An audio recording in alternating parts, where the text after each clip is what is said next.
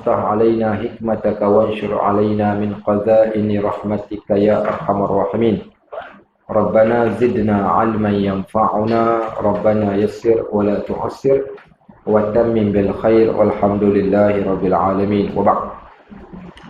Baik muslimin dan muslimat rahimani wa rahimakumullah. Alhamdulillah, pada pagi ini kita akan memulakan sambungan, iaitu bab yang kedua setelah kita baca dah sebahagian daripada bab ini. Bab berkaitan tentang qalbun, iaitu jantung hati. Dan hari itu kita sampai pada muka surat yang ke-25. Cuma sedikit mukadimah sebelum kita masuk. Kebetulan Sabtu baru ni kami baca satu bab dalam hadis Nabi SAW, hadis Anas bin Malik yang direkodkan oleh Muslim, iaitu sebuah hadis yang sahih, cerita tentang Nabi kita Muhammad SAW menceritakan kepada sahabat tentang jantung hati Nabi SAW. Ketika baginda berusia sekitar 6 tahun, satu hari ini dia pergi jumpa dengan mak angkat ataupun ibu susuannya. Apa nama ibu susuan Nabi? Berapa orang ibu susuan Nabi? 3 orang. Siapa dia? 3? Aminah, mak dia sendiri. Yang kedua Halimah. Halimah mana? Halimah Siddiq. Halimah As-Sa'diyah. Yang ketiga Ummu. Siapa dia yang ketiga? Yang ketiganya adalah Suwaibah. Suwaibah Al-Aslamiyah. Tiga orang. Yang pertama ibu kandungnya sendiri, iaitu Aminah. Yang kedua Suwaibah Al-Aslamiyah. Yang ketiga adalah Halimatus Sa'diyah daripada Bani Sa'ad. Baik, ada 3 orang ibu susuan Nabi. Jadi ketika dia berusia 2 tahun ke atas, habis dah disusukan oleh Halimatus Sa'diyah. Halimatus Sa'diyah ni minta disambung, iaitu kontrak untuk nak jaga Nabi SAW, pasal dia seronok jaga Nabi. Bermula daripada kampung dia ni, kampung yang kering kontang, tumbuhan tak menjadi, binatang ternak kurus keding, susu tak boleh nak produce. Tapi bila Nabi SAW berada di kampung tersebut, semua jadi makmur. Pokok berbuah, sumber air banyak, binatang ternak mengeluarkan hasil. Jadi dia jadi seronok. Keluarga aman, tenteram semua. Bila seronok tu dia minta tambah lagi, nak jaga lagi. Dan diberikan keizinan untuk dibiarkan Nabi SAW berada di kampung Bani Sa'ad. Kampung Bani Sa'ad ni, kalau siapa yang pernah pergi ke Taif, dia di antara Mekah dan Taif. Di tengah-tengah tu, di antara Mekah ke Taif. Tak jauh lah. Kalau naik kereta, mungkin sekitar 30 minit kita dah boleh sampai ke perkampungan Bani As-Sa'diyah ni, daripada jarak Mekah. So tidaklah terlalu jauh, tapi dia adalah luar daripada kawasan Tanah Haram. Baik. Satu hari ini Halimatus Sa'diyah ni memang jaga sungguh Nabi SAW ni, siapa tempuh pun tak boleh. Nak pergi mana-mana pun dia tak bagi, pasal takut anak orang ni. Yang kedua, bukan calang-calang anak orang besar Mekah. Baik, atuknya dikenali, pak saudaranya dikenali, bapaknya, maknya, semua orang-orang yang hebat. Orang yang hebat daripada kabilah Quraisy, kabilah yang amat dipercayai dan disanjungi di Mekah pada waktu tersebut.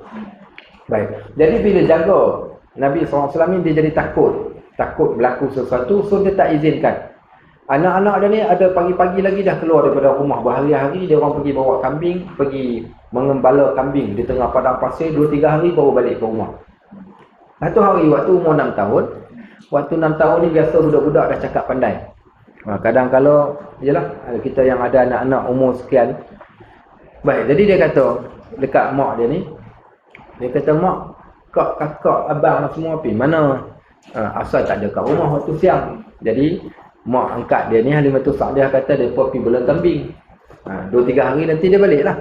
Boleh tak izinkan saya untuk satu hari ni saya nak pergi keluar bersama dengan dia orang, nak tengok dia belah kambing macam mana, apa yang mereka buat, nak menikmatilah kehidupan orang kampung ni. Mula-mula tu dia berat hati, tapi bila diminta sungguh-sungguh ni, akhirnya diizinkan kepada anak-anak dia bawa Nabi SAW keluar pergi.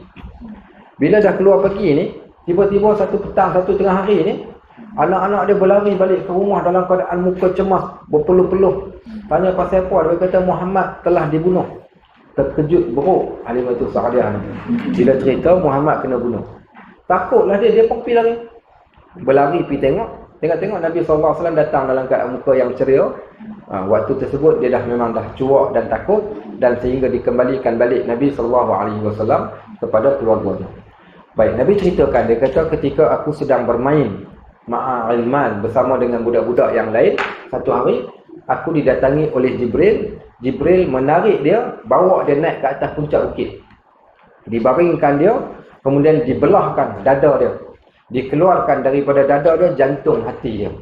Daripada jantung hati tersebut dibersihkan dia, iaitu dengan satu air, iaitu air Zam-Zam yang diletakkan di dalam satu bekas bejana emas. Bejana emas ni, maka dibersihkan jantung hati tersebut. Kata Jibril, jantung ini adalah bahagian daripada setan. Yang dibersihkan dan dibuang ini adalah bahagian setan yang setan takkan mampu ganggu engkau lagi selepas daripada ni. Dan dibersihkan jantung tu tadi dengan air Zam-Zam. Dibersihkan jantung dengan air Zam-Zam, kemudian dimasukkan kembali. Baik, di sinilah ada orang di Melaka ini, dulunya ada Tok Bomo, dia panggil belah batin. Tahu tak? Pernah dengar tak? Di Melaka ni ada dia buat pembedahan batin.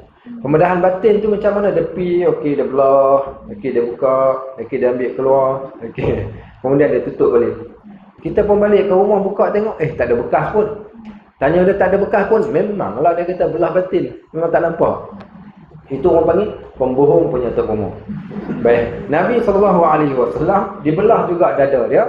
Kata Anas bin Malik, aku pernah melihat dada Nabi SAW ada kesan belahan tersebut.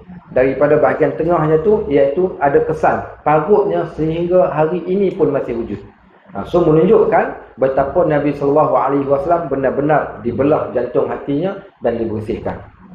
Baik, apa pengajaran daripada sini? Di sinilah menunjukkan kepada kita betapa jantung ini adalah satu benda yang amat besar. Kalau dikatakan mata lebih penting, pasti dibersihkan mata. Kalau telinga, pasti telinga. Kalau otak, pasti otak. Tetapi yang dibersihkan pada waktu tersebut, apa dia? Iaitu jantung hatinya. Maka di sinilah menunjukkan bagaimana jantung hati itu adalah merupakan satu benda yang amat unik. Baik, yang kedua, jantung hati ini dibersihkan dengan air Zam-Zam. Di sini menunjukkan akan kelebihan air Zam-Zam tersebut untuk penyucian hati sendiri. Bukan hanya sekadar untuk membersihkan, untuk diminum menghilangkan dahaga, tetapi air Zam-Zam itu adalah satu kelebihan yang tersendiri sehingga disebut di dalam hadis ma'u Zam-Zam lima syuriba minhu. Air Zam-Zam ini di atas apa yang kamu niatkan. Sebab tu siapa yang bila dia nak minum air Zam-Zam, maka niatkanlah sebagaimana apa yang berlaku kepada Nabi SAW. Kita boleh kata, ya Allah, sebagaimana air ini menyucikan hati, jantung hati Nabi Muhammad SAW, maka sucikanlah juga jantung hatiku daripada sebarang kotoran-kotoran dosa dan juga noda. Itu kita nak ambil pengajaran daripada peristiwa tersebut. Baik, yang ketiga, rupa-rupanya setan ini dia amat minat pada satu tempat. Dalam banyak-banyak tubuh badan manusia ni, setan ni dia suka pada satu tempat. Tempat yang setan suka itu adalah pada jantung hati. Sebab itu bila kita duduk diam-diam, ada bisikan. Bila kita duduk ramai-ramai, ada bisikan. Waktu kita nak tidur, ada bisikan. Setiap hari, sehinggakan saat sekarang ni pun tetap akan ada bisikan. Kat mana bisikan tersebut? Kat telinga kah? Kat otak kah? Kat mana? Bisikan tadi berada di dalam jantung hati kita. Bila bisikan ini, dia ada dua bisikan. Baik, setiap orang dia akan ada dua bisikan. Contohnya lah, masuk pukul 7 pagi. Kita waktu tu dah siap-siap dah semua, sarapan pun mungkin belum ataupun dah. Kita dah mula fikir. Apa yang kita fikir? Kita dah fikir pagi ni kelas. Nak pi ke tak pi? Baik, tengok barang dapur dah habis. Kalau pi lambat, takut dapat hal tak elok. Tapi kalau pergi ke pasar, kelas pula tak pergi. Pergi kelas, pergi pasar. Pergi kelas, pergi pasar. Pergi kelas, pergi pasar. Nampak tak? Tu bisikal lah tu. Yang kedua, alamak, mendung lah pula hari ni. Okey, mendung. Nak keluar tidur ni best ni. Tidurlah. Tapi sekejap, tapi ada kelas.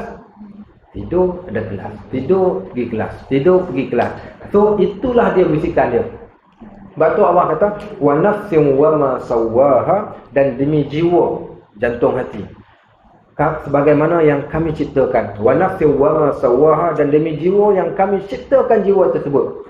Fa alhamaha fujuraha wa taqwaha, dan pada jiwa ini adanya ilham. Allah datangkan ilham. Dua ilham yang akan datang pada jiwa setiap daripada kita. Fujuraha, iaitu ilham yang tidak baik, wa taqwaha, dan ilham yang baik. Qad aflaha man zakkaha, untung sesiapa yang menyucikan jiwanya, maknanya dia mengikuti yang baik. Wa qad khaba man dassaha, rugi orang yang mengotorkannya. So di sini nak menunjukkan kepada kita, dua bisikan itu kita boleh menang dan kita boleh kalah. Menang sekiranya kita ikut bisikan yang baik, kalah kalau mengikut bisikan yang jahat. So menunjukkan yang baik itu datang daripada bisikan ilham yang baik, sama ada datang ilham daripada Allah ataupun para malaikat. Adapun ilham yang jahat itu sudah pasti datang daripada hawa nafsu dan juga setan sendiri.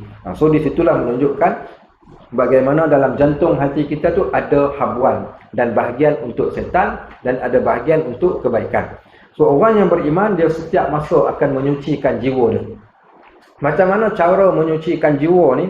Walaupun nanti dia akan masuk bagaimana menyucikan jiwa, ada ke tak ada? Tak apalah kalau tak ada pun kita sebut. Baik, bagaimana nak menyucikan jiwa? Menyucikan jiwa itu yang pertama sudah pasti dengan melakukan amalan yang baik. Kenapa kita katakan melakukan amalan yang baik? Subhanallah, yang menciptakan kepada manusia kebaikan dan kejahatan. Dan sifat Allah yang maha pengasih ini, bila seorang hamba ini melakukan sesuatu kebaikan, hatinya akan bergemerlapan. Buktinya di sana ada satu hadis Nabi SAW. Hadis ini berbunyi, seorang hamba bila dia buat satu kebaikan, ada satu nuqtatun bayda, satu titik putih akan dititipkan pada hati dia. Baik, bila dia buat lagi banyak kebaikan, makin banyak putih, akhirnya hatinya akan jadi putih bersih pada waktu tersebut, walaupun kulit dia hitam legam macam kasut polis. Okey, baik. Hati dia putih. Pasal apa hati putih? Pasal dibersihkan. Baik. Dan ada kalau orang tu subhanallah putihnya, sungguh-sungguh putih. Okey, putih melepak orang kata. Orang dulu kalau putih sangat, dia letak nama apa? Dua kalau orang Kedah. Satu hitam, yang kedua huduh. Orang dulu dia suka gunakan bahasa yang terbalik. Bahasa terbalik. Sebab apa? Sebab takut sakit ain. Okey. So kalau hitam tu apa? Putih sangat. Okey. Kalau huduh tu kenapa? Sebab cantik sangat. Dia panggil dia huduh. Okey, orang dulu punya kepercayaan. Baik, jadi kalau orang yang hitam sekalipun, hati dia tadi tu boleh jadi putih dan juga boleh jadi hitam. Tak semestinya hati dia hitam. Contoh, bila seorang hamba ni melakukan satu perbuatan dosa, Allah akan letakkan satu titik hitam pada jantung hati dia. Makin banyak, makin hitam. Akhirnya Allah kata, kalla bal rana ala qulubihim. Tidak begitu. Sesungguhnya wahai hambaku, bila banyak dosa yang kalian lakukan, nescaya hati kalian akan diselaputi oleh satu karat. Maka bila hati dah diselaputi ni, contohnya pagi ni Rumah Ngaji Melaka akan menjemput penceramah paling tersohor. Semua orang kenal penceramah ni. Siapakah dia? Kita pun keluarkan satu banner letak dekat Bukit Beruang, Malaikat Maut. Okey, baik. Contohnya. Jemput penceramah Malaikat Maut datang ceramah pun belum tentu lagi datang kesan. Pasal hati dia telah pun diselaputi oleh satu karat. Allah sebut dalam Al-Quran, afala yatadabbarunal Quran am ala qulubin aqfaluha. Wahai manusia, kenapa hati kalian tak tersentuh dengan Al-Quran? Am atau qulub, hati kalian tu aqfaluha telah terkunci. Rupa-rupanya sifat hati ni dia boleh terkunci dan dia boleh buka. Bila jadi kunci ni, bila dia jadi keras. Kenapa jadi keras? Bila kita meninggalkan kebaikan dalam satu tempoh yang lama, kita tinggalkan Al-Quran dalam satu tempoh yang lama, seumpama ada satu ayat di dalam Al-Quran, nama surah ni surah Hadid. Hadid ni keras. Maka Allah seolah-olah sengaja memilih besi sebagai nama surah. Nak gambarkan sebagaimana keras besi, macam itulah hati kamu yang keras. Tapi keras-keras besi pun boleh lentur, boleh dilenturkan, boleh dilembutkan. Tak kalah hati manusia, hati kau tak ada rasa apa-apa. Bukit yang berat, bukit yang keras, bukit yang batu ni, sekiranya diturunkan Al-Quran ke atas bukit, apa jadi ke atas bukit? Hancur berkecai.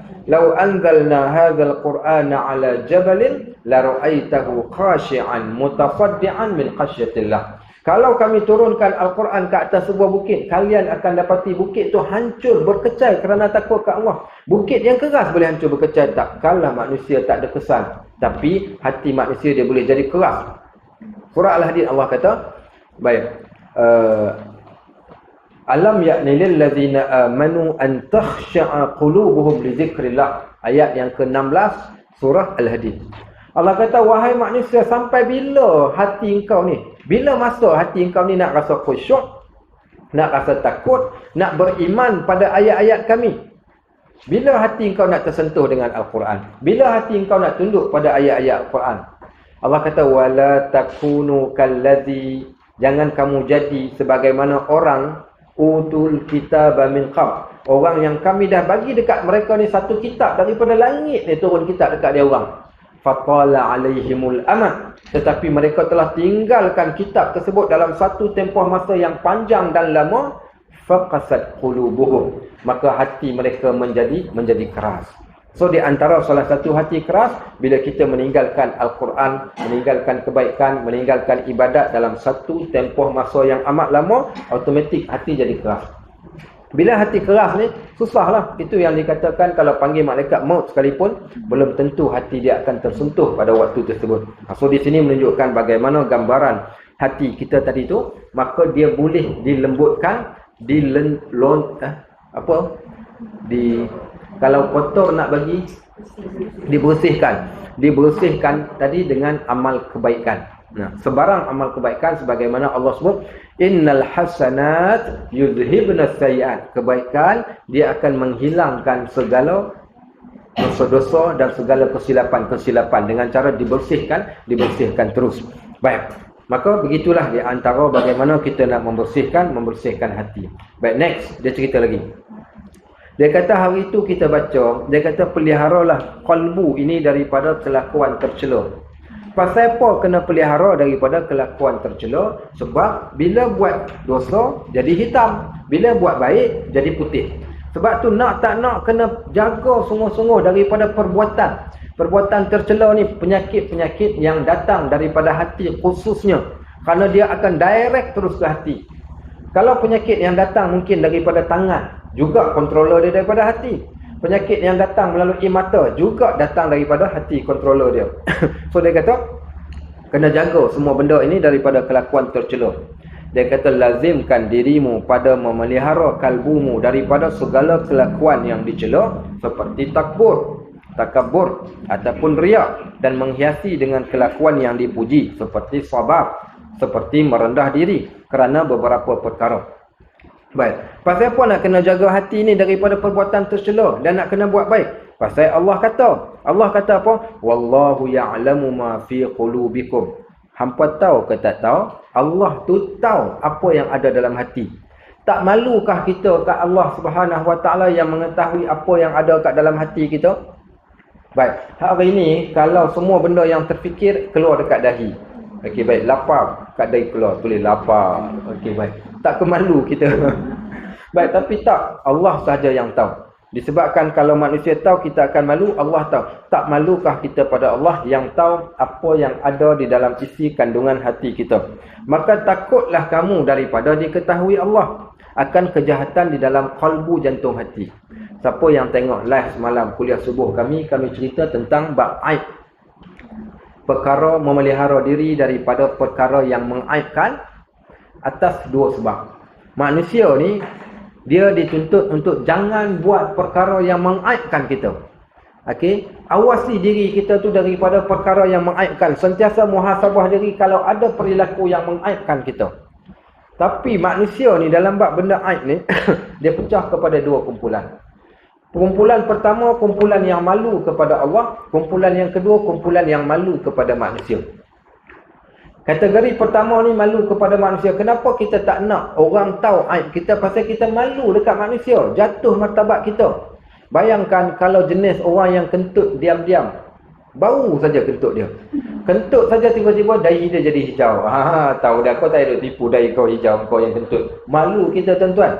Tapi tak, Allah tutup aib tu tadi. Kenapa kita takut orang tahu kita kentut? Kau gila ke apa? Tak kalau nak cerita kat orang kau kita kentut. Jatuh martabat kita di sisi orang. Jatuhlah standard aku. Muka comel tapi ya Allah kentut. Bau petai genuak. Okey, baik contohnya.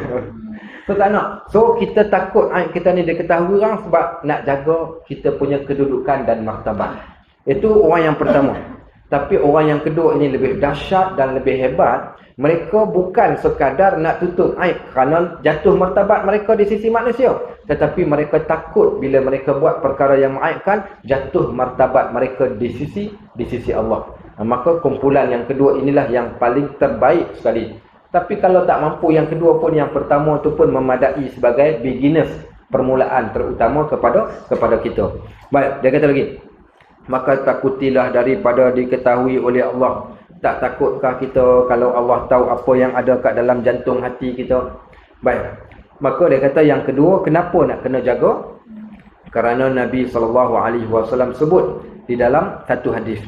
Tuan-tuan yang ada buku, perhatikan elok hadis ni. Sekejap lagi saya nak tanya. Baik, okey. Nabi SAW bersabda dalam hadis yang sahih, direkodkan oleh Muslim, hadis Abu Hurairah radhiyallahu an. Kata Nabi SAW, Inna Allah Ta'ala, sesungguhnya Allah yang maha agung, la yanzuru ila suwarikum, Allah tak pandanglah Pak Long oi. Ayat apa Allah tak pandanglah makcik oi, Allah tak pandang apa? Ila suwarikum, pada rupa paras. Dia cantik, yang ni tak cantik. Aku cantik, dia comot. Okey, aku hidung mancung, dia hidung pendek macam jambu air. Baik, Allah tak pandanglah pada rupa paras. Dia ni keturunan Pakistan campur Melayu. Yang ni pula keturunan Bangla campur Melayu. So sebab tu keluar anak handsome. Tak, Allah tak pandang pada situ. Saya dulu-dulunya kita pandang sebut Mak Saleh. Mak Saleh, kau ingat Mak Saleh? Saya duduk di MMU dulu. Saya punya office mate seorang perempuan Perancis. Tengok-tengok, perempuan Perancis saya dekat situ pula tak ramai lelaki. Jadi kita banyak berkawan dengan lecturer-lecturer yang perempuan. Salah seorangnya yang jadi kawan baik dengan saya seorang perempuan nama dia Nolwenn Jornok. Nama dia pelik nama dia. Tengok muka cantiknya, kulitnya putih, sampai bulu roma pun putih. Baik. Tapi bila dia dekat dia, ya Allah busuk ketiaknya. Rupa-rupanya jenis Mak Saleh ni rupa cantik tapi tak jaga kebersihan diri, tak jaga, bulu ketiak panjang, pakai baju singlet, busuk pula. Macam-macam lah maksudnya. Nampak cantik tapi sebenarnya indah kabar daripada rupa. So bukanlah kecantikan itu kecantikan fizikal semata-mata, ada lagi benda-benda yang lain. Apa guna cantik tapi busuk? Daripada hitam tapi wangi. Nak yang mana? Hitam wangi ke cantik busuk? Hitam wangi. Okey, baik. Begitulah nisbah dia. Baik, so Allah bukan pandang semua benda tu. Kalaulah dipandang semua benda ni, mungkin orang yang paling mulia, orang yang paling segak sekali. Baik, untunglah kau segak besi, Allah sayang. Contohnya. Untunglah orang yang cantik. Baik, maka wa innama yanzuru, sesungguhnya Allah. Kalimah innama tu menunjukkan satu kesungguhan. Satu kesungguhan betul-betul, sungguh-sungguh, tiada dinafikan dan tak boleh nak nafikan. Sungguh-sungguh ni bukan cobaan, betul-betul punya. Wa innama yanzuru, sesungguhnya Allah memandang ila qulubikum, kepada hati kalian, wa a'malikum, dan amal perbuatan kalian. Baik, hadis ni bila siapa dah baca hadis ni, siapa faham apa yang nak ditekankan dalam hadis ni? Baik, tak faham? Siapa nak cerita? Okey. Dah nampak muka okey, boleh tanya soalan. Okey. Okey, cepat siapa nak jawab? Apa yang kita faham daripada hadis ni? Hadis ni simple saja. Bahasanya pun mudah, tapi apa dia? Apa yang dia nak sampaikan pada kita? Okey, siapa nak jawab? Siapa boleh jawab, dia boleh balik dulu. Semua jawab. Okey, cepat Abang jawab. Ada? Ya. Sila.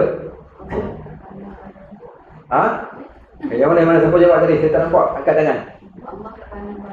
Okey, Allah tak pandang para rukun. Okey. Tapi dia pandang pada amalan kita. Okey, dia pandang pada amalan kita. Betul sikit, tapi ada sikit lagi yang ada yang tertinggal. Dan hati kita. Okey, itu baru betul. So kesimpulan dia, Allah tak pandang pada fizikal, Allah tak pandang rupa paras, tapi yang Allah pandang pada berapa benda? Dua benda yang Allah pandang ini. Yang pertamanya adalah qulubikum. Qulub. Yang kedua adalah amal. Baik. Ramai orang termasuk para ustaz kadang-kadang tersalah dalam membacakan hadis. Dan tersalah diceritakan kepada orang dengan mengatakan, ingat, Allah tak pandang pada fizik, Allah tak pandang luaran kita, tapi Allah pandang hati. Nampak saja rockers macam ni, nampak saja ganas, tapi dalam hati ada taman. Dia kata, okey baik. Dia kata, saya ni memang nampak ganas, besar, nampak jahat, tapi hati baik. Okey, contohnya, okey, hati baik. Mulut saja kasar, hawau lah, habau, musibat lah anak, tapi hati baik punya. Dia kata, dalam hati baik. Kasau mulut saja. Baik, betul tak statement tu? Okey, kat mana yang tak betulnya? Ialah perbuatan amalan itu kan. Ya, kalau hati baik, perlakuan pun baik. Sebab hati ini tergantung dengan amal, ataupun amal tergantung dengan hati. Kedua-dua ni ada tarabut. Apa dia tarabut? Terikat di antara satu sama lain. Tak boleh kita cabut satu, kita tinggal satu. Kalau amal baik, hati tak baik, tak boleh. Kalau hati baik, amalan tak baik, juga tak jadi. So, kedua-dua ni mesti disekalikan. So, kalau ada orang kata, saya nampak saja macam ni tapi hati baik, maka jawapan kita tidak. Mesti sekata. Ada orang mulutnya, ya Allah, Akbar, rupanya, tapi bila kita berkenalan dengan dia ni mulut saja jahat tapi hati baik. Tak juga, tak kena. Hati mesti setara dengan amal perbuatan kita. So, tak benarlah dan tak betul bagi orang yang mengatakan hati baik, mulut tak baik, tak apa. Yang penting hati mesti baik. Salah juga. Habis yang mana betulnya? Sekiranya hati engkau baik, perlakuan engkau tetap kena baik. Tapi kalaulah perlakuan baik, adakah pasti hatinya baik? Okey, kenapa pula tak juga? Ya. Ya, sebab ada orang boleh berpura-pura. Sebab tu ada istilah munafik. Tahu tak daripada mana perkataan munafik ni? Munafik ni dia datang daripada seekor binatang. Nama binatang ni Yarbuh. Binatang di tanah Arab di padang pasir ada sejenis binatang, nama binatang ni Al-Yarbuh. Apa dia Al-Yarbuh ni? Yarbuh ni saya tak tahu nak terjemahkan binatang ni. Dia kaki depan dia pendek, kaki belakang dia panjang. Dia bukan kangaroo kecil saja binatang ni. Dia duduk kat dalam tanah. Sarang dia kat dalam tanah, kebiasaan dia duduk di tengah padang pasir dan dia akan keluar kepala dia kat satu lubang. Okey. Dia macam cerita ada orang duk pergi main dekat supermarket kan, ada satu game yang main ketuk-ketuk tu. Kan kejap dia keluar kat lubang tu, kejap dia keluar. So dia ni keluar dekat lubang ni, bila kita ingat dia itu rumah dia. Rupanya tiba-tiba dia masuk, dia keluar pula ke lubang yang lain. So orang yang mempunyai banyak lubang, so dia boleh keluar dalam lubang mana yang dia nak. So daripada situlah dia sebut Yarbuh, nafaqa'ul Yarbuh. Nafaqah ni terowong ataupun lubang.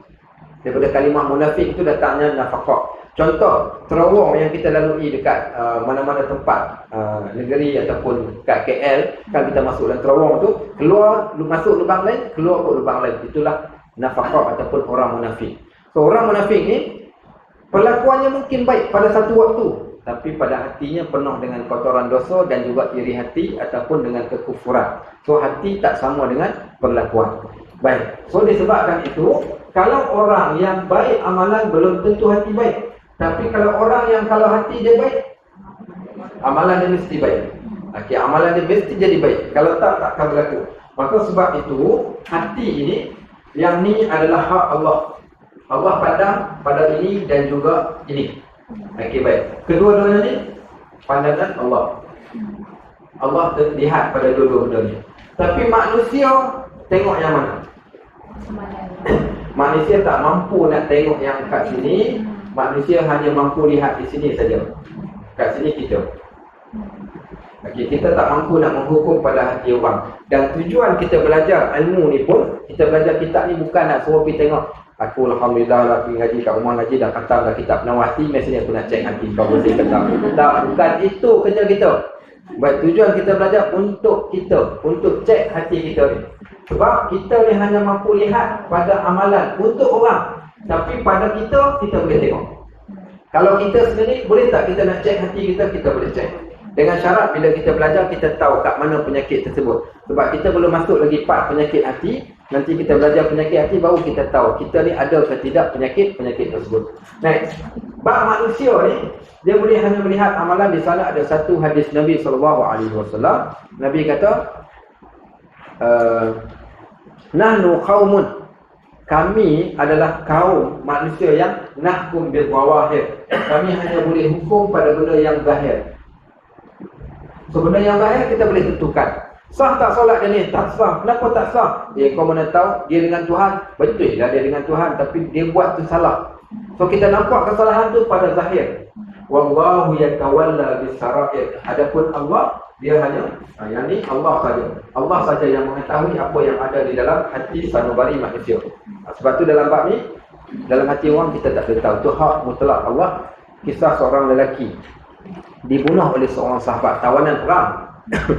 Dibawa ke hadapan. Dia kata, asyhadu an la ilaha illallah wa asyhadu anna Muhammad Rasulullah. Aku mengaku tiada Tuhan yang disembah melainkan Allah, Muhammad Rasulullah. Siapa yang sebut yang ini? Umirtu an uqatilan nas hatta yashhadu an la ilaha illallah wa anna Muhammadar Rasulullah. Fa idza fa'alu minni asamu minhum dima'ahum wa amwalahum. Okey. Nabi kata, kita ni aku diperintahkan untuk memerangi orang, melainkan setelah dia ucapkan syahadah. Aku tak boleh perangi dia. Sahabat ni bila seorang lelaki datang, dibawa dia ke depan, tiba-tiba lelaki ni mengucapkan kalimah syahadah. Dia kata, aku tak percaya pada kau. Dia keluarkan pedang, terus dipancung.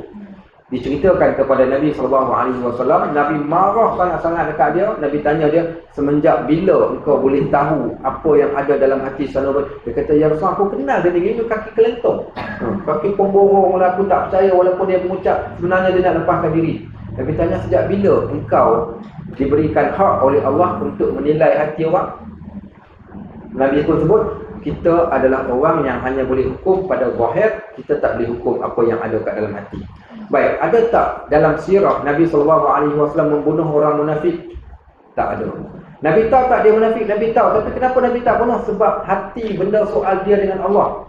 Adapun kita tak boleh tentukan. Tak boleh tentukan dia ni kafir ke selagi mana dia solat. Waktu tu haram hukumnya membunuh ataupun memerangi orang-orang yang menghadap muka mereka ke arah kiblat. Tak boleh. Kenapa? Kerana kita tak tahu apa yang ada kat dalam hati dia, termasuk walaupun dia seorang yang munafik sekalipun, maka tetap kita tak boleh nak hukum, kerana kita hanya mampu menghukumkan pada benda yang terzahir sahaja. Baik, okey, faham kan? Next, kita masuk yang seterusnya. Dia kata maka kalbu itu adalah tempat tilikan Allah. Hati tempat jatuh pandangan Allah. Hati tempat Allah menilik. Tak malukah kita bila kita melakukan sesuatu amalan, tetapi kita buat amalannya cantik, tetapi hati mereka tidak betul. Disebabkan itu, Islam ini tergantung dengan dua benda. Islam ataupun amalan seseorang ini diterima atau ditolak hanya melalui dua perkara ini sahaja. Okey. Ulang balik. Amalan kita dalam Islam diterima atau ditolak hanya dengan menggunakan dua kriteria ini. Daripada dua kriteria ini kita boleh hukumkan amalan seseorang. Bahkan amalan kita sendiri pun kita boleh tahu Allah terima ataupun tak melalui dua benda. Baik, so amalan manusia diterima melalui dua. Okey, qabul. Apa dia qabul? Qabul dia apa dia? Qabul dekat Afghanistan kan, ibu negara Afghanistan. Betul. Qabul amalan, penerimaan amalan. Lulus sesuatu amalan ni tergantung dengan dua perkara. Okey, tergantung dengan dua perkara. Perkara yang pertama. Okey, siapa pandai bahasa Arab?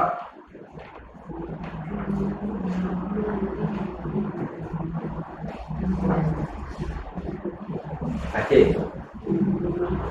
Ya, tahu apa dia? Tak tahu. Innama a'malu binniyat. So, tergantung dengan niat ataupun ikhlas.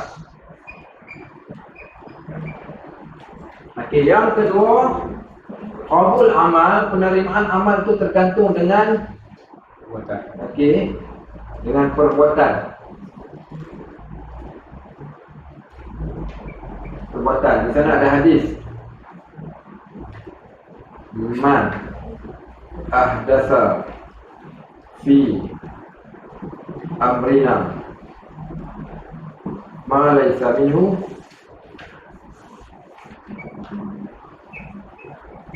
fahuwa rad.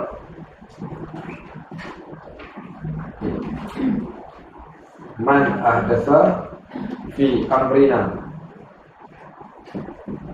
ma laysa minhu fahuwa rad. Okey. Apa maksud dia? Sesiapa yang melakukan sesuatu perbuatan di dalam amrina, urusan kami, iaitu urusan agama, ma laysa minhu, yang tiada asas. Agama tak suruh dia buat, tapi dia buat, maka amalan tersebut akan tertolak. Maksudnya, kalau siapa buat benda yang Nabi tak buat pun, Nabi tak suruh dia buat pun, tapi dia buat benda tersebut yang tiada arahan daripada agama, ikut suka dia. Ataupun bahasa mudahnya apa? Perbuatan yang dibuat tanpa maksudnya buat ikut sukalah, tanpa arahan agama ataupun tanpa panduan agama. Contohnya hari ni ingat lepas kuliah nanti kita ada sedikit majlis. Majlis apa? Majlis kita buat sedikit persembahan untuk Allah Subhanahu Wa Taala. Okey, persembahan apa? Kita buat bawa makanan banyak-banyak, kita letak kat atas meja, kita tinggalkan kat sini, nanti malaikat datang ambil. Okey, baik. Biar betul Ustaz. Siapa jadi ketua? Pak Haji. Depan sekali jadi ketua, nanti kita tinggal ada seorang dulu. Okey. Baik, kita boleh tanya, mana mai perbuatan ini? Kita kata, entah. Siapa cerita? Ustaz cerita. Mai pula jumpa Ustaz. Ustaz ambil mana? Saya reka sendirilah. Tapi perbuatan ni perbuatan agama ke tak? Perbuatan agama lah. Kenapa Ustaz kata perbuatan agama? Nabi buat tak? Nabi tak buat. Allah suruh tak? Allah tak suruh. Maknanya dia reka sendiri. Amalan agama dia reka-reka. Iaitu perbuatan yang direka-reka. Bahasa mudahnya. Perbuatan yang direka-reka. So, penerimaan amalan mesti dilihat. Kalau perbuatan tersebut, sekarang kita nak. Okey, saya buat satu contoh. Okey, rumah ngaji, tiba-tiba dia punya akaun, tabung dia dah jadi defisit. Habis duit, kosong. Berhutang pula dengan Pak Haji, RM30. Okey, baik, tolak 30. Kali ni kita nak run, nak buat operasi rumah ngaji, tak cukup duit. Lepas tu, kata Pak Haji kita hadut kat depan ni, kata Ustaz, saya cadangkan, apa kita panggil Jamal Abdillah buat konsert kat sini. Okey. Panggil Jamal Abdillah. Ya ke? Kalau panggil dia, nanti orang ramai datang kan? Mestilah ramai Jamal Abdillah kot. Okey. So, jemputlah Jamal Abdillah, dia nyanyi 3 lagu, akhirnya ramai orang bagi duit. Kita pun dapat RM30,000 sebab dia datang. Baik. So, orang tanya, korang buat apa ni? Dia kata, kami nak cari dana untuk rumah ngaji. Boleh ke macam tu? Boleh lah. Baik. Kat mana kita nak kira ni? Okey, dalam bab niat, waktu tu ikhlas tak kita nak buat program tadi? Ikhlas lah, mesti dah ikhlas. Kita nak bantu ni rumah ngaji. Okey, kat sini tepat. Dari segi perbuatan ni, agama ni, okey, baik. Kat sini ada kesalahan kat sini. Okey, ada kesalahan. So, automatik perbuatan itu ditolak. Okey, baik, ditolak. Yang kedua, contohnya, isteri kata, bang, susu anak habis, pampers habis, bawang kat dapur habis, beras habis, abang ni duduk kat rumah saja, pergilah cari duit. Aku ni jangan kata cari duit, modal pun tak ada. Saya ada RM10, abang ambil lah duit RM10 ni. Jadi dia pun keluarlah daripada rumah, nyanyi lagu Pahlawan Cangkul. Tahu lagu Pahlawan Cangkul? Orang lama tahulah. Tak tahu lagu Pahlawan Cangkul. Saya dulu kecil-kecil, bapak kita rumah radio apa semua tak ada. Jadi bapak ni nak hiburkan anak-anak, bawa kita naik ke atas belakang, pergi mandi dekat perigi, nyanyi lagu Pahlawan Cangkul. Pahlawan Cangkul, cangkul cak boya, menebas hutan rimba dan paya, setiap masa menjaga kemakmuran tanah Malaya. Ini lagu orang lama dulu. Baik, nyanyi lah dia, tak. Kita kat atas bawah dia, buat pergi ke perigi. Baik, so, apa berlaku tadi? Apa kes dia tadi? Saya kata apa tadi? RM10. Suami tadi bawa dia RM10, dia pun keluar gimana? Dia pergi kedai Magnum 4 digit. Okey, baik. So RM10 itu dia tikam nombor ekor ke dia main judi. Baik, niat dia ikhlas, dia nak cari rezeki untuk keluarga, tapi perbuatan dia salah. Terima dah amalan dia, automatik ditolak. Okey, senario yang ketiga pula. Senario yang ketiga, seorang hamba Allah solat, solat, baguslah solat. Baik, kemudiannya pula, macam mana kita nak tahu? Dan orang yang buat tu dia nak tahu amalan solat dia diterima ke tak? Dia pun cek. Ikhlas tak? Ikhlas. Okey, baik. Tetapi solat dia salah. Dia solat maghrib 40 rakaat. Kenapa 40? Dia kata hari ni kebetulan kuat sikit. Tadi makan nasi 3 pinggan. Kemudian dia kata tambah sikit lah. Dia kata, apa masalah? Baik. Niat dah cantik tapi perbuatan salah. Okey, perbuatan salah. So begitulah nisbah dia. Macam mana kita nak nilai sesuatu amalan diterima ataupun tak. Cek keikhlasan. Ikhlas ni pada hati dan amal. Di sini adalah amal. Okey, di sini adalah hati. Seorang yang solat tapi tak ada niat apa-apa pun. Angkat takbir Allahu Akbar. Solat apa tadi? Aku suka Allah tahu lah solat apa pun. Okey, baik. Tak sah juga. Perbuatan dah betul. Tapi hati tak betul. Seorang yang bangun mandi. Bangun mandi. Lepas tu baru dia teringat. Tadi niat ke tak mandi hadas? Nah, tapi dia kata dah mandi. Maksudnya perbuatan dia dah buat. Tapi hati dia tadi yang niat, tak niat tadi. Macam mana? Dia kena ulang balik mandi tadi sebab kemungkinan dia mandi tanpa niat. Okey, mandi tanpa niat. So begitulah. Dan terletaknya berlegarnya hukum hakam ni pada dua hadis ini. Ini dua hadis pendek tapi memberikan kesan yang amat besar dari segi penerimaan. Tapi yang paling penting itu adalah dalam bab hati, iaitu tempat jatuhnya pandangan dan tilikan Allah. Tempat Allah bagi markah pun sama. Baik. Apa beza amalan hati ni? Apa tujuan Allah jadikan niat pada hati? Kenapa kita kena niat Kenapa bila buat sesuatu benda kita kena niat? Kenapa? Apa tahu?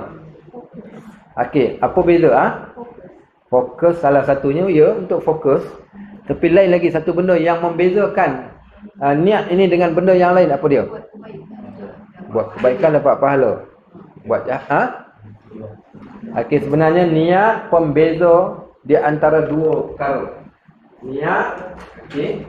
Niat ni tujuannya nak membezakan di antara dua, iaitu adat, betul. Adat dan juga ibadat. Okey, itulah tujuan niat, nak membezakan di antara dua benda. Contoh, okey, pagi Jumaat, setiap hari kita mandi. Pagi Jumaat pun kita mandi. Baik. Tapi apa yang membezakan mandi ini dengan mandi yang lain? Okey, pada niat dia. Saya niat mandi pagi Jumaat. Niat sunat mandi Jumaat. Pagi raya kita mandi. Hari tak raya pun kita mandi. Tapi pagi raya tersebut kita niat mandi untuk solat hari raya. Maka mandi yang diniatkan tadi dia jadi mandi ibadat. Mandi yang tanpa niat automatik dia akan pergi jadi mandi adat tu tadi. So tu kat situlah nak menunjukkan bagaimana gambaran besarnya the power of niat tu tadi yang Allah Subhanahu Wa Taala ciptakan. Baik, contoh yang kedua. Seorang pak haji, okey, isteri dia kata, "Bang, oi, okey, hari ni nak makan popiah basah." Okey, baik. Suami dia tanya, "Kat mana popiah basah hang paling best sekali?" Dia kata, "Kat Duyung." Okey. Jadi dia pun start motor daripada Bukit Beruang pergi sampai ke Duyung, kat pasar malam Duyung nak cari popiah basah istimewa. Sampai dekat Duyung, ngam-ngam sampai azan maghrib. Alamak, azan pula. Pergi ke pasar malam, jumpa kawan kata, "Oi, dah azan, mayang dululah baru pergi pasar malam." "Apalah kau ni, nama je Pak Haji." Kita pun malu-malu pergilah masjid. Mayang. Dia pun semayang. Waktu dia semayang tu memang dia niat ikhlas kerana Allah Ta'ala. Saja pun semayang maghrib 3 rakaat makmum kerana Allah Ta'ala, Allahu Akbar sampai selesai. Ada dalam lepas bagi salam baru perasan sebelah dia tu ada kawan dia. Kawan yang dia kenal belajar sekali. Kawan dia tanya, "Mari bila?" Dia kata, "Aku rumah," dia kata duduk 2 kilometer daripada sini. Biasanya 6.30 aku dah sampai masjid. Awalnya datang. Dia kata, "Yelah kita tutur, takkan nak duduk kat pasal malam saja." Maka sekala datang juga ke masjid. So dia keluar daripada rumah, dia niat memang nak datang ke masjid. Dia mandi, dia ambil wuduk, dia pakai baju yang cantik, dia pakai minyak atar, walaupun busuk minyak atar dia. Tapi dia tetap datang ke masjid dengan satu niat saja, nak beribadat. Agak-agak pahala di antara Pak Haji yang pertama dengan Pak Haji kedua sama tak? Tak sama. So kat mana yang Allah jadikan pahala tadi itu berbeza? Pada niat seseorang. Niat Pak Haji pertama nak pergi beli cari popiah, tapi dengan azan dia pun berhenti sembahyang. Niat Pak Haji yang kedua dia memang nak pergi sembahyang dan nak cari keredaan Allah, nak cari pahala dia lebih banyak daripada orang yang pertama. Baik, next, yang kedua saya ceritakan. Senario yang kedua, niat ni boleh meningkat daripada kecil. Mungkin tak buat apa-apa tapi sama macam orang yang buat apa-apa hanya disebabkan niat. Ketika Nabi, kan kita dah baca hadis Riyadhus Shalihin. Betul tak? Ingat minggu lepas? Kisah seorang ketika Nabi SAW tengah duduk berjalan dengan sahabat. Bila berjalan nak pergi perang ni, perang Tabuk, kok lereng-lereng bukit, naik lembah turun lembah. Tiba-tiba waktu time berehat, Nabi kata, ada orang dia tak mai rumah ngaji macam kita datang hari ni. Dia tak mai pun, tak ada ni dia. Nama dia tak ada kat dalam rumah ngaji. Kejap lagi kita ambil attendant, kita panggil nama seorang-seorang. Okey, baik. Nama dia tak ada, tapi dia tetap dapat pahala sama macam kita dapat. Kita naik bukit, sama dia pun macam naik bukit juga. Kita mandi, sama macam kita mandi. Kita berzikir, sama dia pun dapat pahala zikir. Sahabat kata, siapa? Dah lah penting. Dapat markah sama. Mana haji macam ni? Siapakah dia ya Rasulullah? Nabi kata, habasahul uzur. Orang yang berniat nak buat sesuatu benda, tetapi dia mengalami uzur. Contoh tuan-tuan yang memang dah tak pernah miss pun kuliah dekat sini, memang nak datang juga macam mana pun, satu hari sakit gigi. Orang sakit gigi ni ayam kokok pun marah. Punya sakit, ya Allah, buat apa sakit sungguh. Dah tak tahu nak buat macam mana lagi dah. Maka dia pun ponting kelas, dia tak datang, tapi dia tetap dapat pahala sama macam orang datang kerana dia telah berniat untuk nak datang. Tapi dia terkena keuzuran. Nampak tak? Bekat sini yang menunjukkan powernya niat. Kadang-kadang mungkin kita tak buat, tapi kita mampu menjana markah ataupun pahala daripada niat yang kita buat itu tadi. Bahkan kadang-kadang niat tadi boleh menjadi satu benda yang amat besar. Satu kisah, saya tak tahu, mungkin dah cerita dah kot kat sini. Cerita cerita tu kan, cerita kisah apa namanya, geng orang-orang yang miskin di kalangan muhajirin. Orang muhajirin ada miskin, ada kaya. Geng miskin muhajirin ni tak puas hati dekat geng kaya Ansar dan juga muhajirin. Kawan-kawan dia yang kaya pantang sebut, kita nak buat majlis kenduri ni minggu depan kat rumah gaji. Ustaz, saya sponsor karipap. Ustaz, saya bengkang ubi. Okey Ustaz, saya lepak liat. Okey Ustaz, saya lompat tikam. Ustaz, saya badak bundang. Ustaz, saya puteri mandi. Okey, semua orang. Dia ni pula, PA nak bagi apa PA? Memang kata Ustaz, tak apa, saya nak fikir dulu. Sebenarnya dia tak ada duit. Baik, datang minggu sekali lagi pula. Okey, siapa nak bawa apa? Kau nak kat tangan, kau ni kat tangan. PA nak bawa apa PA? Tak tahu lagi dia kata. Sebenarnya tiap-tiap minggu dia tak pernah bawa apa-apa. Pasal apa dia tak bawa apa? Fatul syait la yu'ti. Orang yang tak ada sesuatu, bagaimana dia nak memberi? Akhirnya dia rasa berkecil hati dan dia rasa sedihnya, orang lain boleh sumbang, aku tak boleh sumbang. Maknanya kalau masuk syurga besok, aku mungkin tak masuk, ataupun aku duduk belakang sekali berbanding dengan orang lain yang banyak menyumbang, mereka akan berada di hadapan. So dia ada rasa cemburu di dalam hatinya kepada orang kaya. So sahabat yang berada situasi yang macam tu, mereka pun sama juga rasa. Dah sekali datang jumpa Nabi. Bila jumpa Nabi SAW, dia kata, ya Rasulullah, zahaba ahli dusur bil ujur. Wahai Rasulullah, orang kaya mendahului kami dengan kebajikan, dengan pahala yang mereka dapat. Mana Acik kalau macam tu? Untunglah orang kaya. Dia buat itu, dia buat ini, kami tak boleh buat apa. Nusalli kama yusallun, wa nasum kama yasumun, wa yatasaddaqun, wa nahnu lam natasaddaq. Mereka solat, kami solat. Mereka berpuasa, kami berpuasa. Mereka berzikir, kami berzikir. Tetapi mereka bersedekah, kami tidak mampu bersedekah. Maka kami ketinggalan berbanding dengan mereka. Maka kami tak dapat sama dengan mereka. Untunglah mereka dan rugilah kami. Seolah-olah Allah tidak adil.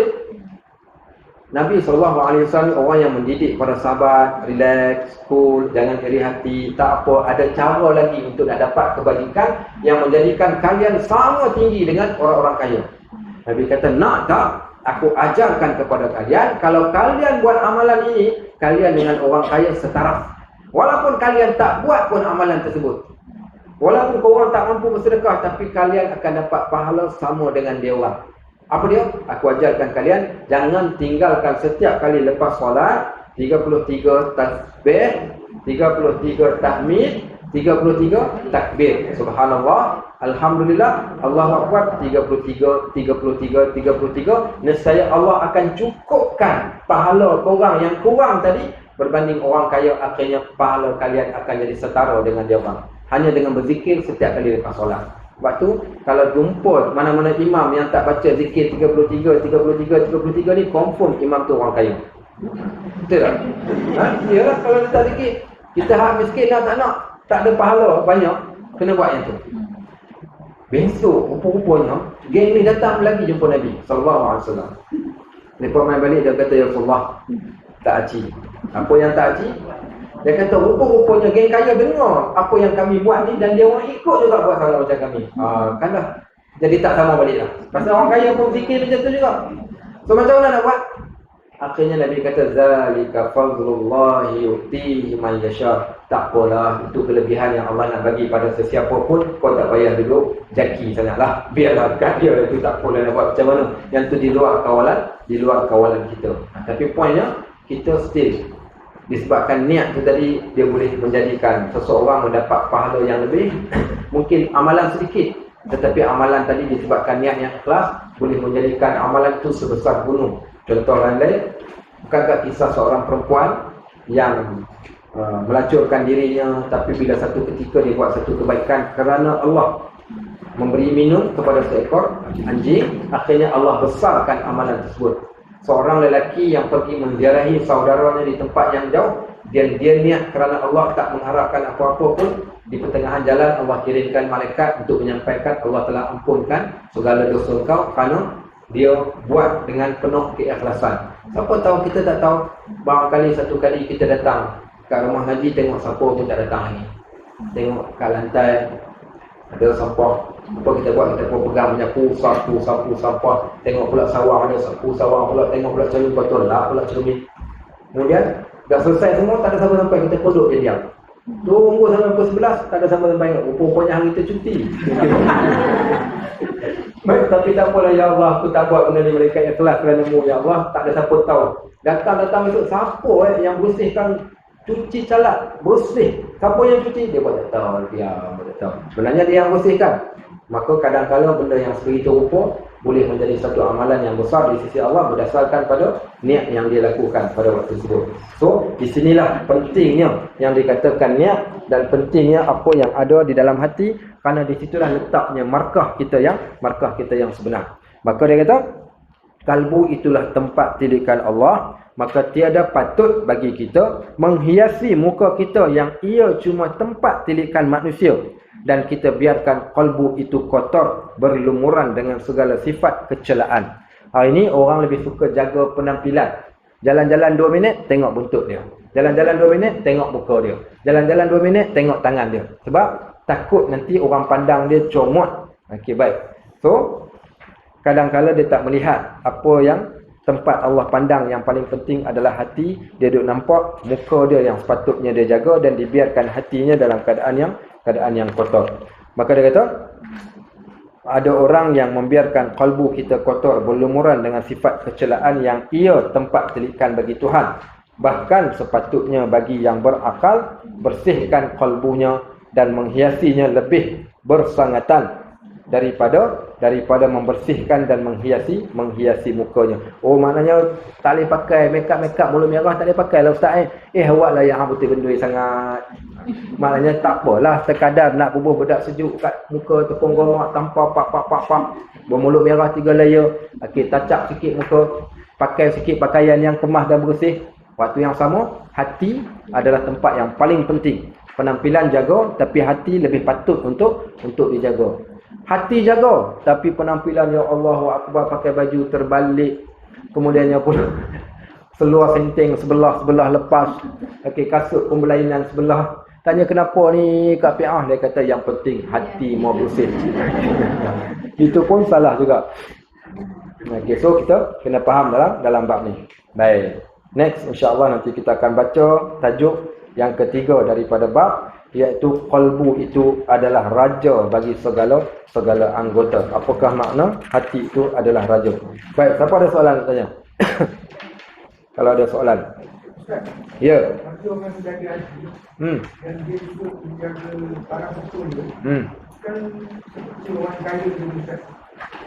Orang kaya tadi dia sebenarnya dia juga bersedekah dan dia juga puasa. Jadi dia dicuri oleh orang-orang yang tak boleh bersedekah. Ya. Okey, so Jadi yang tu dengan jaga hati, dua-dua jaga, dia kaya. Ya betul, tapi tengok atas dasar apa masuk jaga penampilan. Jaga penampilan masuk di dalam bab agama juga. Innallaha jamil wa yuhibbul jamal. Allah itu cantik dan Allah sukakan pada kecantikan. Innallaha thayyibun la yaqbalu illa thayyiba. Allah itu baik dan sukakan akan kebaikan. Sebab tu kita katakan bukanlah hanya nak jaga hati semata-mata, tetapi pada waktu yang sama penampilan kita tak jaga. Sebab tu dalam bab ini ada bab bila ditanya kepada Ibnu Umar, wahai Ibnu Umar, apakah pakaian yang boleh dan tak boleh untuk kami pakai? Semua sahabat dah tahu dah menutup aurat adalah wajib. Tapi ada tak kriteria yang tertentu cara penampilan yang kami boleh pakai? Yang kami boleh bawa, yang kami boleh pakai untuk supaya kami ni ikut apa yang dianjurkan oleh agama. Ibnu Umar kata, janganlah kamu pakai pakaian kalau kamu duduk dengan orang cerdik, orang kata kamu bodoh. Okey, jangan kamu pakai pakaian, dengan pakaian tersebut siapa pun yang pandang kau, dia orang akan kata engkau orang yang tak ada akal. Apa faham maksud dia? Maknanya jangan tonjol bawa penampilan yang orang nampak kita ni macam orang tak cerdik. Ada juga, ni siapa dia ni duduk belakang pakai tudung saji tu. Oh, itu Kak Fiqah. Awak yang pakai tudung saji. Dia kata dia belajar dalam fiqah kena pakai tudung, dia pun buh tudung saji kat atas kepala. Okey, baik, tu pelik namanya. Okey. So pakai pakaian orang kata ni memang tak cerdik orang ni. Okey, tak cerdik orang ni. Ataupun ada seorang kebetulan dia Jawa, dia datang dekat rumah ngaji, datang belajar, dia ambil kain batik buat serban. Okey, baik. Tak pernah ada orang buat serban dengan kain batik, tapi dia buat. Duduk pula depan sekali. Semua orang parti saja tengok. Baik, ada orang pergi ke masjid. Okey, orang perempuan pergi ke masjid pakai telekung. Telekung apa? Telekung frozen. Tahu telekung frozen? Budak-budak punya telekung tu, patung frozen. Tak pun pakai bunga matahari bertenggek, bunga matahari kat atas kepala. Pakaian dah bagus, tapi penampilannya tak jaga yang sehingga menyebabkan orang kata dia ni confirm tak cerdik. Okey. So kedua-duanya penting. Okey.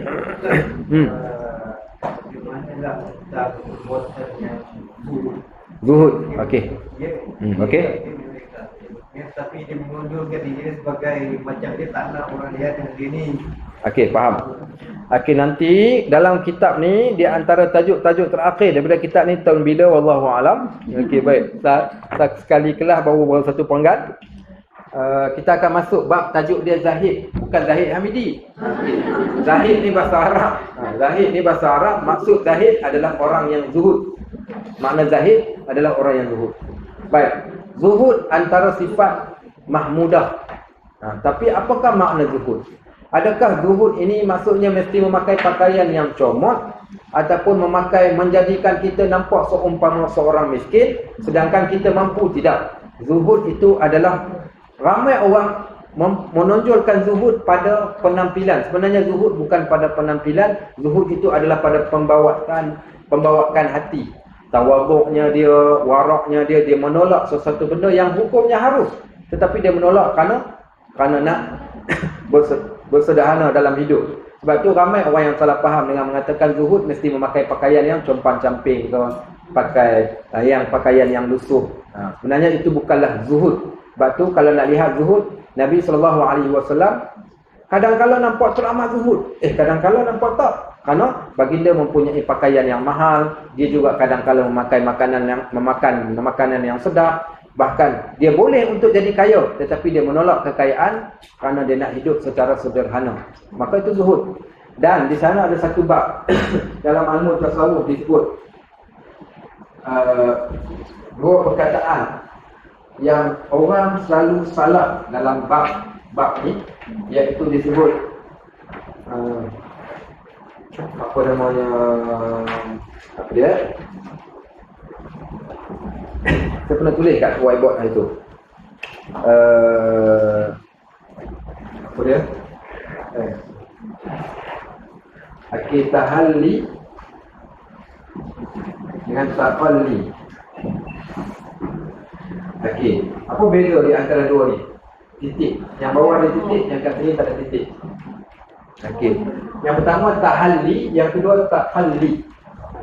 Okey, tafalli. Apa beza tahalli dengan tafalli? At-tahalli dengan at-tafalli. At-tahalli ni memperhiaskan. Okey, perhiasan. Daripada kalimah perhiasan. Perhiaskan. Perhiasan. At-takhalli pula bukan perhiasan. Takhalli ni maknanya sembunyi.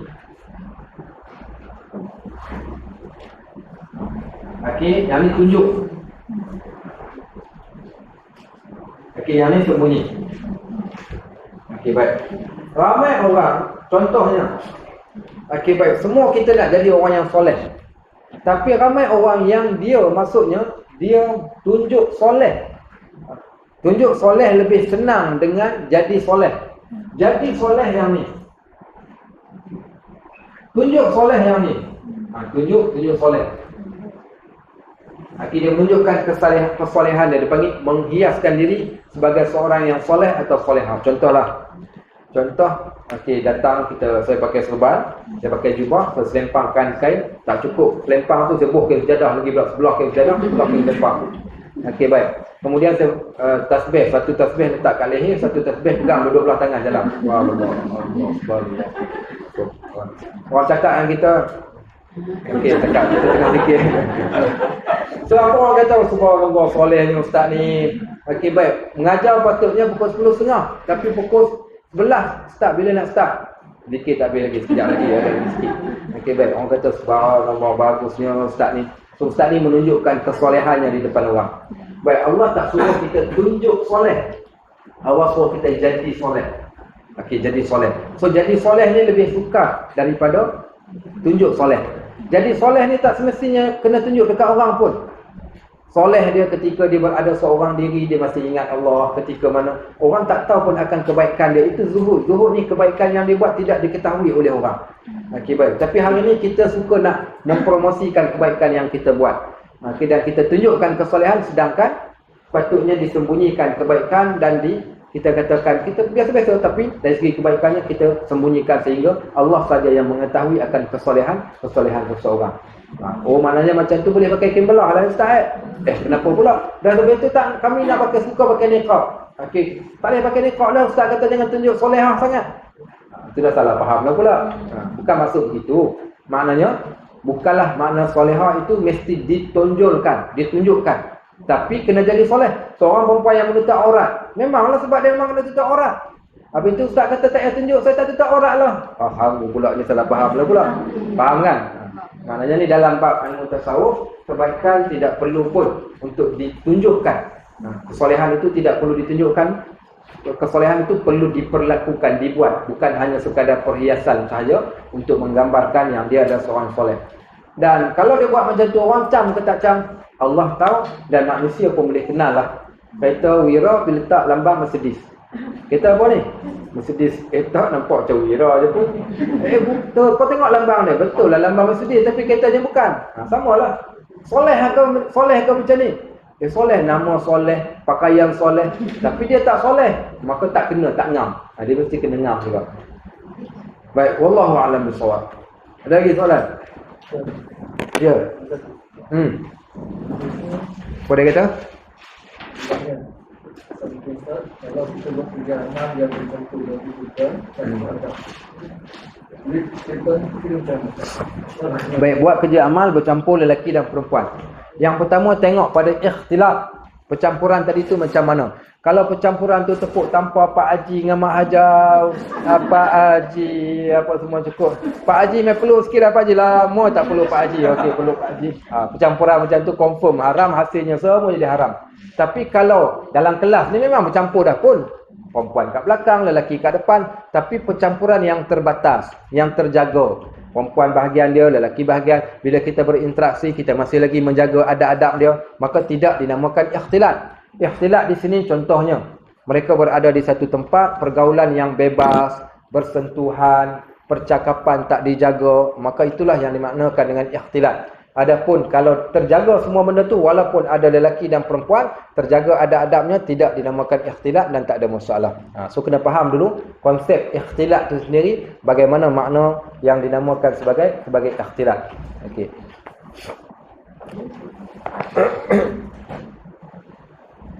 Baik.